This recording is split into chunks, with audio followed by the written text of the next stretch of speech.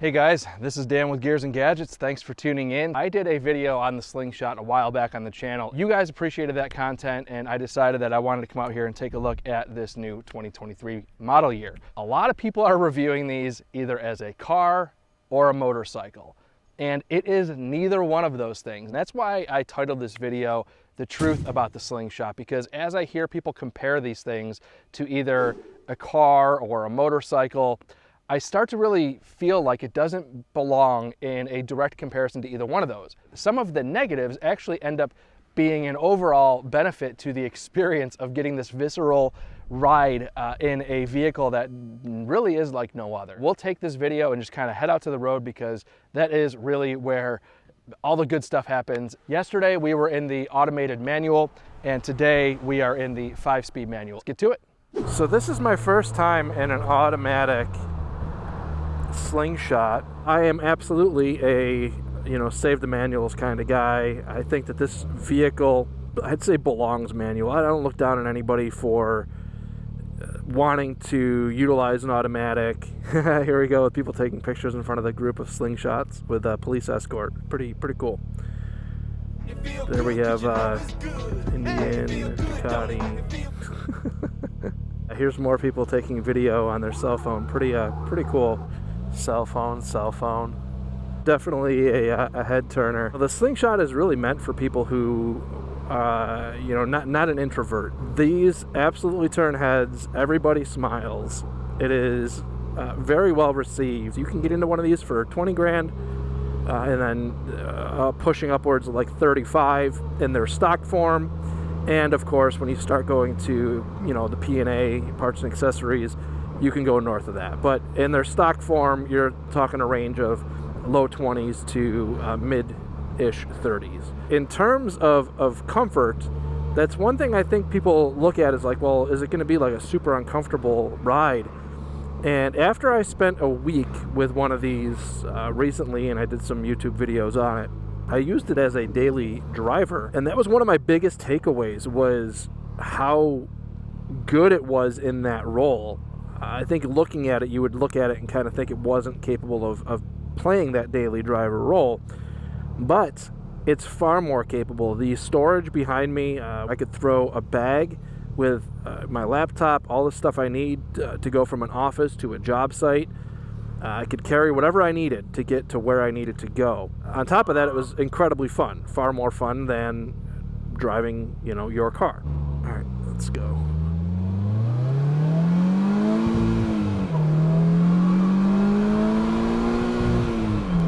Okay, so that's pretty much all that I need to know about this automatic. If you are somebody who is used to driving a manual and you want to go to an automatic, this is basically, it is an automatic manual transmission. So it's still operating the clutch for you essentially and doing all of those shifts.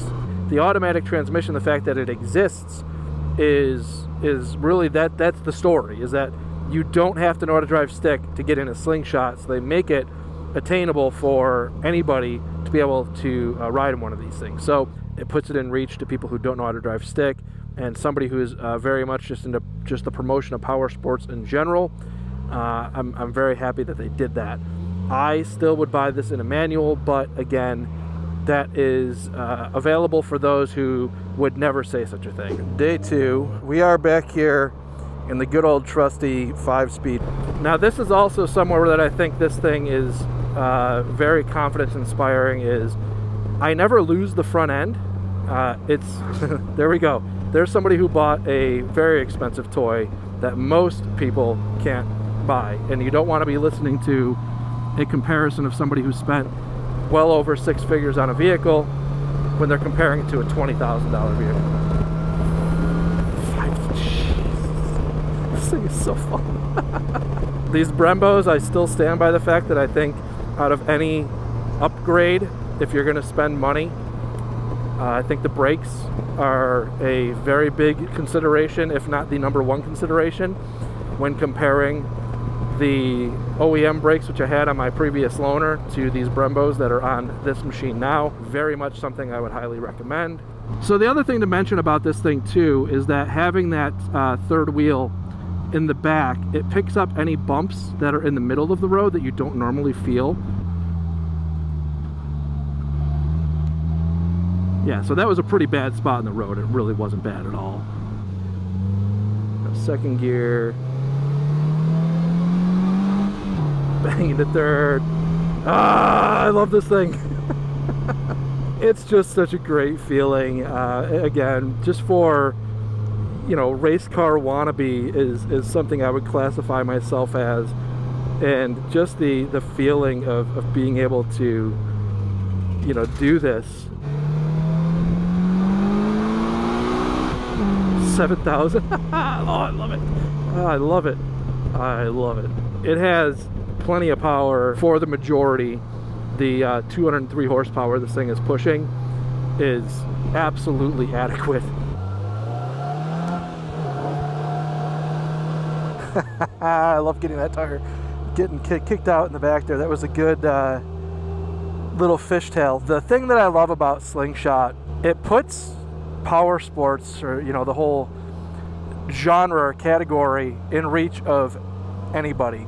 So right there I got a little bit squirrely on the back end, and that's what makes this really fun, is you can do that without really feeling like you're going to loop it around. You can kind of have all of the characteristics of having this thing kind of kick out and be fun without feeling like you're going to wrap it into a tree. What I've really come to appreciate in this video, and as I'm out here riding around, after I've put some content out and received some of that commentary, I kind of wanted to talk about the truth of Slingshot. What is this thing? And again, also what it isn't. The beauty of the Slingshot is it is a category all on its own.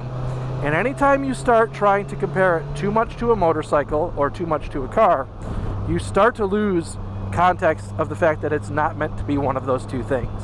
It is meant to be in the sweet spot. So let's talk about the negative characteristics of it as well, because with anything there's going to be trade-offs, and the Slingshot is not exempt from that. The difference with the Slingshot is that I feel like its shortcomings actually add to the character of what it is, and if anything, for those who really want to experience something unique, can actually embrace some of those as well. And I think Slingshot knows that. And when I say Slingshot knows that, I don't mean the brand, I mean the vehicle itself. When you get into these corners, it stays, it tracks, you feel confidence going through them. I never feel like it's going to plow through a corner. I can accelerate out through it.